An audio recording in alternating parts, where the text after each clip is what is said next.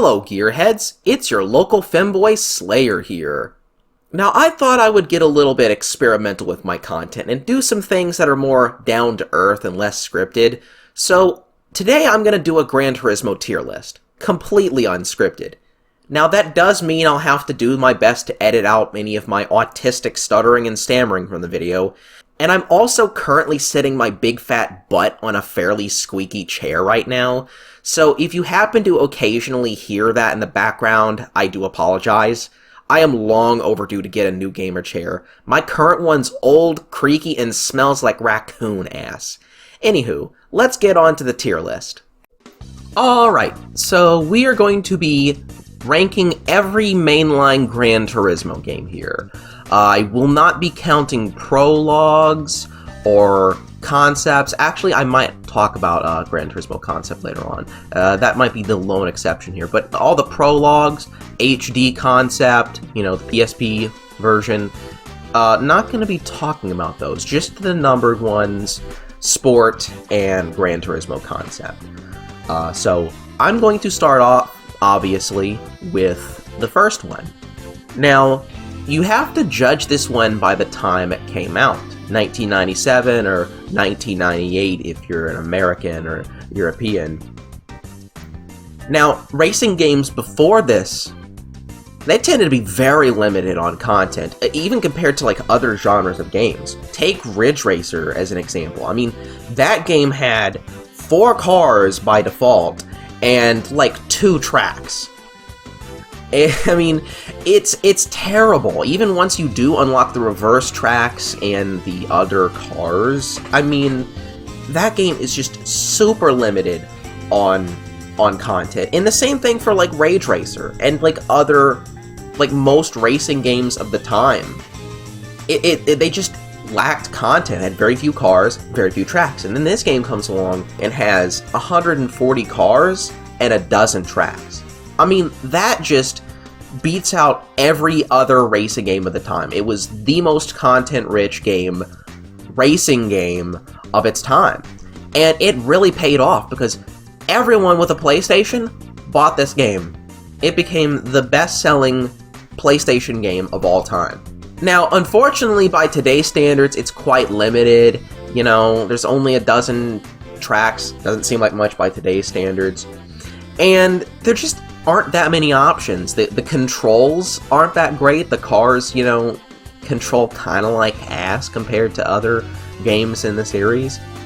And so it's just one of those games that is limited by the time in which it came out and being the first in the series. But it is definitely the most influential game in the series by virtue of it creating the racing simcade genre and the series in general. So I'm going to have to put this in good tier. Definitely something you want to play, just don't expect it to be a masterpiece by today's standards. But moving on to Gran Turismo 2, one of the first games I ever played, and the first Gran Turismo game I ever played. Yeah, this is a masterpiece. Like, just almost everything about this game is perfect. You know, the vibe, the menus, the music are all great. You know, you had that wonderful intro with My Favorite Game. Loved that. And also just the amount of stuff it has in comparison to its predecessor is just unbelievable. Okay? We are talking about 650 plus cars and nearly 30 tracks. That is incredible even by today's standards. Like, you really don't get bored with the, you know, cars and tracks in this. And on top of that, it's not just that they have a lot of cars, it's that they have these really cool, obscure cars that you never see in any other games, you know? Your Venturis, your Vectors, your Renault Espace F1, all sorts of crazy K cars that never came back. And also the track list had a lot of unique tracks that never came back. You know, Grindelwald and Red Rock Valley. Oh my god, Red Rock Valley. That is just a beautiful, orgasmic track to race on. They really desperately need to bring that back to Gran Turismo soon. But, you know, overall, I have to say, like, the only problem I have with this game is just the fact that it was rushed. I mean, you can tell that with the way the races work, because there really is very little limits on which cars you can bring to which events. You can bring a Le Mans car to a station wagon race, or a station wagon to a Le Mans race, and, you know, all sorts of crazy stuff. The only real restrictions on power and drivetrain, and also aspiration. But other than that, like, if you go to a race that is for 80s cars, you can bring a 90s car there, or something from the 70s, you know, or 60s. It's pretty ridiculous, and it goes to show you that despite, you know, all the good things about it, it was rushed out the door, and could have been better. But the fact that it is one of the best games I've ever played goes to show you that they just have the perfect sandbox here. You know, whatever flaws it may have, it is just the perfect sandbox that you can spend months, years even, playing and just not getting bored. Now, Gran Turismo 3. You know where this is going if you've watched my Gran Turismo videos before. Gran Turismo 3 was, for its time, a really good graphical tech demo. Like, the way people are reacting to, you know, GTA 6's visuals right now, that is the way people are reacting to Gran Turismo 3's visuals back in 2001. I mean, when this game came out, the Twin Towers were still standing, and most other games were very polygonal and basically looked like, you know, upscaled PS1 games, practically. And this game came out, and it looked lifelike. You know, it had the really cool Y2K vibe. You know, it had really cool details like heat hazes, and if you race certain tracks in reverse, they'll be set at sunset or morning or cloudy weather. And that's just really cool, you know? It also controlled better than any Gran Turismo game up to this point, you know? But, unfortunately, this game having only like a year and a half of proper development, because there was that demo that came out in early 2000, GT 2000, which used upscaled PS1 models. So Gran Turismo 3 came out like a year and a half later. So I'm gonna, you know, assume that proper, full-blown PS2 ready development took only a year and a half for this. And that took a huge toll on, like, just the amount of content in terms of cars and tracks. It is a huge step back from Gran Turismo 2. It's more comparable to Gran Turismo 1 in terms of content. Like, it only has 180 cars. The race modifieds from GT1 and 2, gone. A lot of the best tracks from Gran Turismo 2, gone. Like, no Red Rock Valley or Grindelwald, you know. And very few new tracks. Like, the amount of new tracks in total, there's like 4 of them. That's pretty pathetic. And this lack of content has a pretty bad effect on the career mode. Because, despite having less content, they decided for some reason that the career should be longer, much longer actually. And so you have a bunch of repeated events throughout the game, okay? Drivetrain events in like one-make races get repeated just with like more laps and, you know, extra difficulty. And it also just affects other things like the prize cars and whatnot. Like, pretty infamously, there is the roulettes from this game, where instead of choosing which car you get to pick, it'll pick one for you at random. And this is very egregious in the championships. One trick is that you have to save at the second to last race, and then, like, keep loading that save over and over again until you get the car you want. That is the kind of stupid crap you have to do because it's just the very weird gameplay design. And overall, I say, like, playing this game's career is just nowhere near as fun as 2. Not even as fun as 1, because it overstays its welcome pretty quickly. Once you reach the professional league, it just craps the bed. I'm talking about like 10 lap, 10 race championships that it just take hours and hours and hours to complete. It is not fun. It's repetitive, it's boring, and I don't know what they were thinking. The one thing I will say this game does the best, though, because some critics here on YouTube, and especially in the professional journo scene, seem to think it's the best one, which I don't agree with. But the one thing I will say GT3 does the best, it's the Y2K vibes, you know, it's those sunsets and different, like, weather effects, depending on, like, whether or not the track is reversed. And also the soundtrack, not just the menu music, but the licensed soundtrack, particularly the American one. It's got the most metal of any Gran Turismo soundtrack, so I'm gonna like that the most by default. And I will say that it is a good game, but it is also pretty massively overrated, and I don't understand why so many people seem to think it's the best one, aside from nostalgia. You see, I played Gran Turismo 2 on a hand-me-down PS1 in the, you know, early mid-2000s, and I never played Gran Turismo 3 or 4 as a child, because I didn't have a PS2, and my friends who did have a PS2 didn't have it.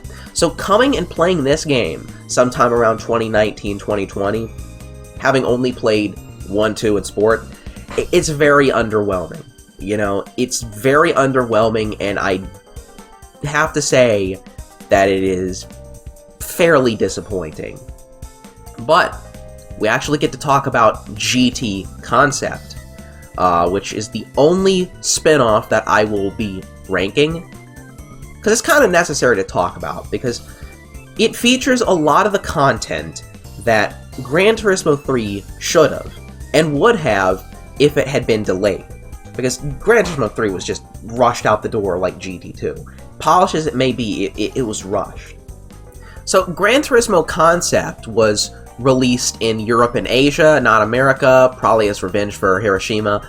And it featured a lot of concept cars, and like new cars that, you know, you didn't see in Gran Turismo 3. And it also featured Autumn Ring, which was very suspiciously absent from GT3, along with High Speed Ring. It's like, there's no High Speed Ring, there's no Autumn Ring, there's no Onion Rings. You know, there's just no rings in Gran Turismo 3. But Gran Turismo 3 Concept came around and, you know, added extra content in. It wasn't a full game, because it only had 6 tracks, and it didn't have all the cars from Gran Turismo 3. It mostly had the concept cars and, like, the new cars. But if you wanted to race these cars in the Gran Turismo 3 engine, or race Autumn Ring in the Gran Turismo 3 engine, I definitely say that this is worth playing. You know, it's a spin-off that you definitely should play, because Gran Turismo 3 definitely has a very unique and cozy vibe compared to, like, later games. It just stands out in terms of its vibe. So getting to play, you know, race these cars in the Gran Turismo 3 engine, I think is really cool. So, hesitantly going to put it in good, because it really is, if you're a Gran Turismo 3 fan, something you should play. I definitely would recommend it to all, you know, Gran Turismo fans out there. But moving on to the big one, Gran Turismo 4. Yep, we got another masterpiece here. I mean, this is to Gran Turismo 3 what Gran Turismo 2 was to Gran Turismo 1. It just took that and added hundreds and hundreds of new cars, dozens of new tracks.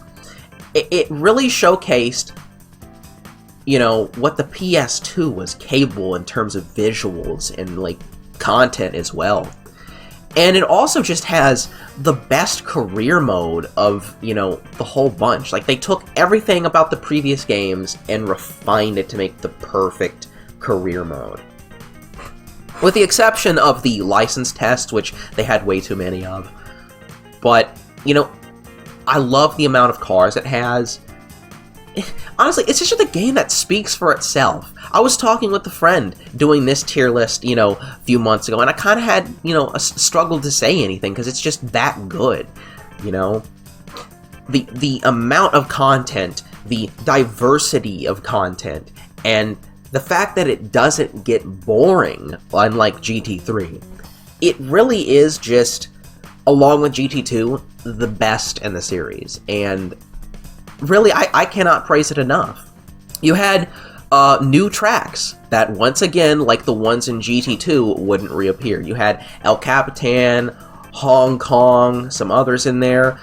You also had a lot of new cars, but thankfully these would be carried over into, future games, unlike GT3. We will get into the standard car thing real soon. But, overall, the vibe of GT4, definitely different, It was transitioning from the Y2K vibe of the first 3 games to the, I guess, Fruitiger Arrow-inspired vibe of 5. Not my favorite vibe, but I think it's a pretty good game nonetheless. The only problem I have, again, is 1, the license test, and 2, it's very washed out when you're on the track. Like, there's just much less of a vibe than the one in GT3. Like, they just seemed to turn down the saturation, because that was kind of the trend in 2005, the beginning of the brown and gray, kind of color scheme. And you didn't have as many, beautiful sunsets or, different, weather effects like in GT3. Racing in reverse isn't going to change the skybox or anything like that. So, the aesthetic is definitely muted. But in terms of content, in terms of career mode, gotta say that this is, the best one. It's considered a masterpiece for a reason. GT5. I'm gonna have to say that this is a really great game, and definitely overhated by a lot of critics. Now, when it came out, there had been a 5-year period of waiting between this, between Gran Turismo 4 and Gran Turismo 5.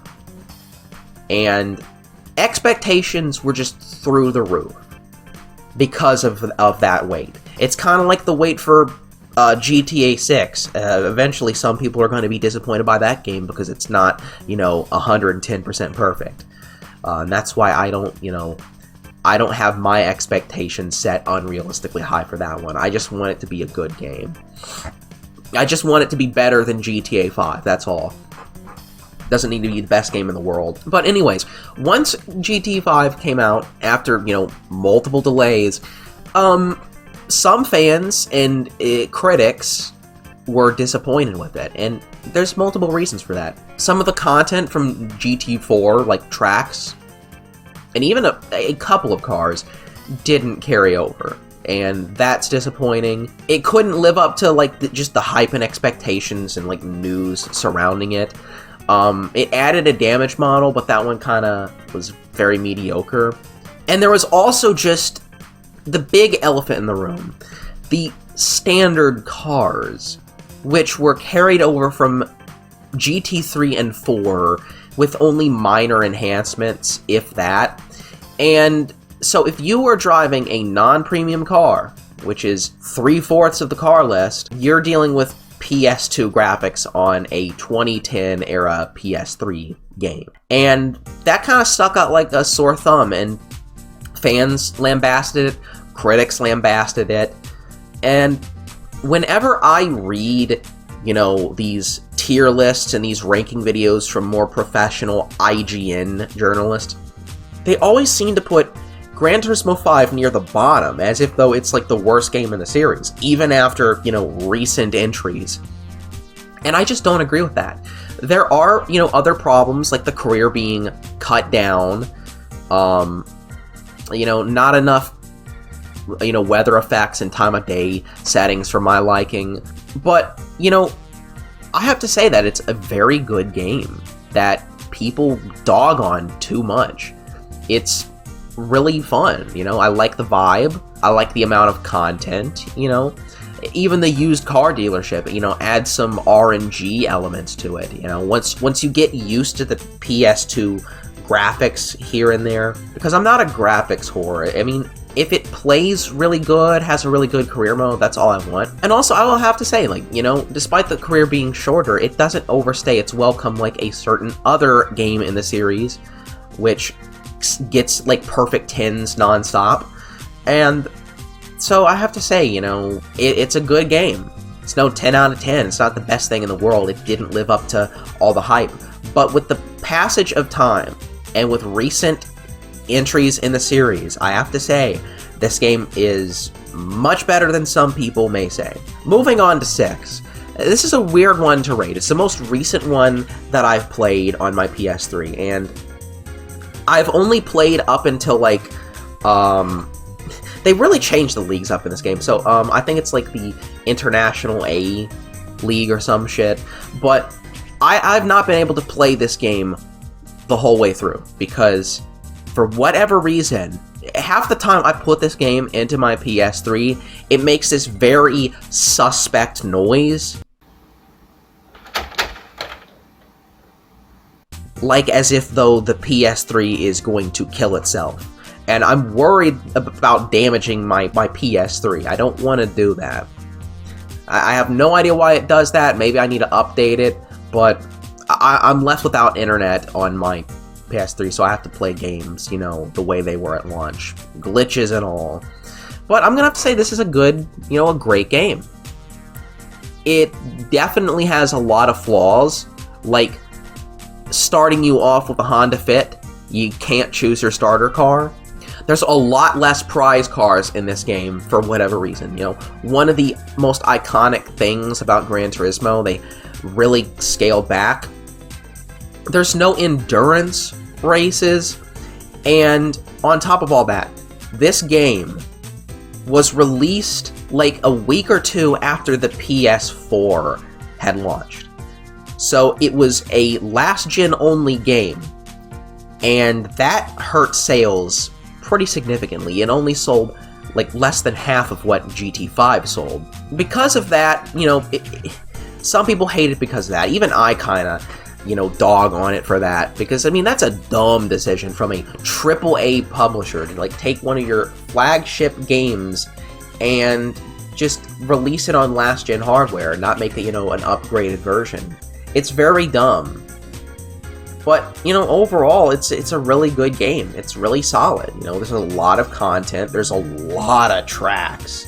And compared to its rival Forza Motorsport 5, which scaled back content and then relegated it to overpriced DLC, eat my ass, Microsoft, this is the better choice. It looks worse, you know, in a lot of ways it's a lot less polished, but definitely not a greedy game, unlike, you know, the crap that Microsoft was, you know, starting to pull. I really don't like overpriced DLC from that era. I think it's what led to the microtransactions and just unfinished games in general we see nowadays. And Gran Turismo 6 is a finished and a polished game, you know, whatever you may say about it.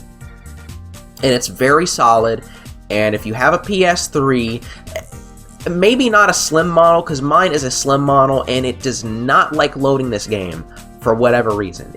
Half of the time, it will not even load on my console, which is a shame.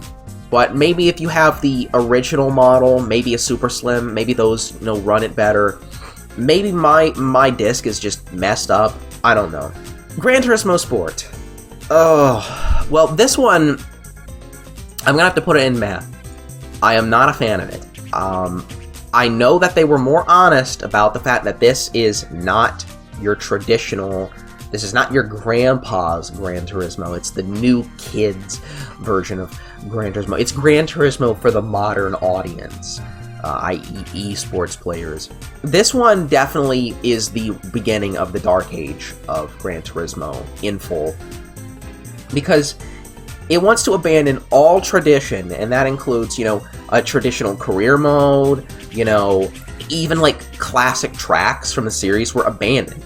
There's like not a single OG track from the first 3 or 4 games in this, you know, tracks roster, even with all updates. The only like track from like the golden age that they carried over was like Special Stage Route X, which was DLC for 5 and you know, on disc content for 6. And so that doesn't even really count. And all the new tracks that they added at the time felt very bland.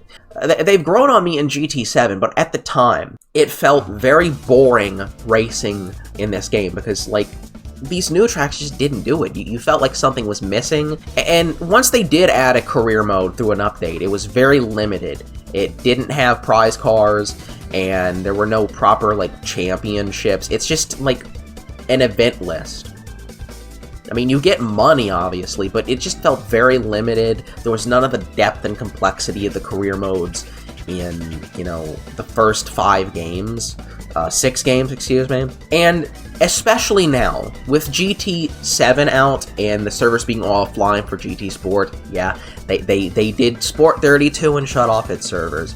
With the servers being off, it pretty much just has little reason to exist, you know?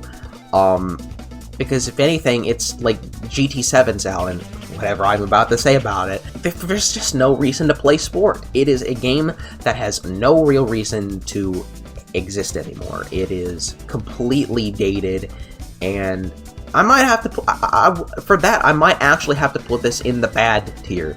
Is it right to put it in the bad tier? Because I would have put it in meh had they not shut off the servers. You know, had GT7 not really made this game completely redundant to play. For that, yeah, I'm gonna have to put it in the bad section.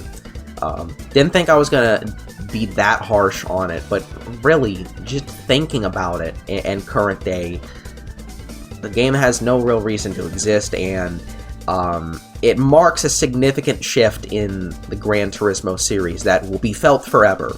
You know, we're never gonna go back to where we were in the first, you know, 5-6 games. It's just never going to be the same after this, because it was too hard of a shift. It's going to leave a permanent scar on the series. Now, GT7. When I first played this, I was dealing with a breakup, so I kind of, you know, anything would entertain me and, you know, make me feel better, so I enjoyed it in the first week, couple days I was playing it, playing through the career mode. I use career mode in quotations because they did the career mode very dirty in this game, but I enjoyed it only at that time because of the breakup I was going through and I was not in the right mind. But I finished the campaign, the menu books campaign, because having a traditional career mode just out of the equation. I completed that in like less than a week. And then they added that update that slashed out payouts. Pretty infamous. It led to the game getting, you know, review bombed on, like, review sites. And even though they've done, you know, dozens and dozens of updates, and, like, a lot of those problems from the darkest days of GT7 are kind of gone, it still leaves a bad taste in my mouth. And there are just certain things you cannot fix about this game, so I'm going to put it in meh. The main problem is the way the career mode is structured. I mean, it claimed to be a return to the GTs of old with like a proper in-depth career mode, but no, it's scattered all over the place. The main career mode are these just god-awful menu books, okay, where you have to do like 3 races and get these 3 prize cars, and then you move on to the next one. And, you know, at launch, there was less than, like, 40 of them. So you could beat this game in, like, a week, which is pathetic for Gran Turismo standards. You know, these games last you months, usually, and this one doesn't. And then the rest of the races are just scattered about, you know, all over the place. And those don't really give you prize cars for doing them. It does not feel like an event list from the previous games where you had actual championships. I mean, technically there are championships in this game, but half of them only have like 2 races done on the same track. One in normal and one in reverse. That is not a championship. I don't know. Did a kindergartner make this game? Ugh. There's a video by Raffle Waffle that's like 4 hours long that, you know, details all the failings of the gameplay design and career mode. And I'd recommend you watch that, because I only have so much time in the day, you know, I got other things to do, and plus I'm too employed to make the, you know, long-ass videos. But overall, you know, I would say this is better than Sport because it's decent as a sandbox, you know? There's a lot of cars, a lot of tracks, a lot of weather effects. You know, you can mess around with the weather effects, and it's like really fun to do that. I'm very autistic about that because, you know, I love me a good sunset or a good cloudy weather skybox to race with, like you had in like the older games. You could kind of create your own atmosphere, create your own races too, which is really cool. And I love doing that. The custom race thing is like the best thing about it. They brought back customization, which was absent in Sport. It's an alright game, but it still disrespects its series, you know, traditions. Not only with, you know, the career mode not being a proper career mode, just being a complete mess, but also they brought back original circuits. Finally brought them back. But a lot of them have these very weird changes that fans like me aren't fond of, you know? You've got that chicane in Deep Forest, which I'm not too big on. You've got Trial Mountain being twice the size and suddenly being set in, like, California or some shit. The worst one, though, is when they brought back Grand Valley. Now, Grand Valley was set, you know, in a valley. There was like a city in the distance in the older games, you know?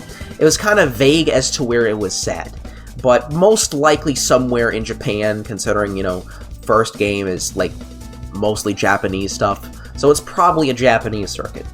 For whatever reason, they set it on the California coast.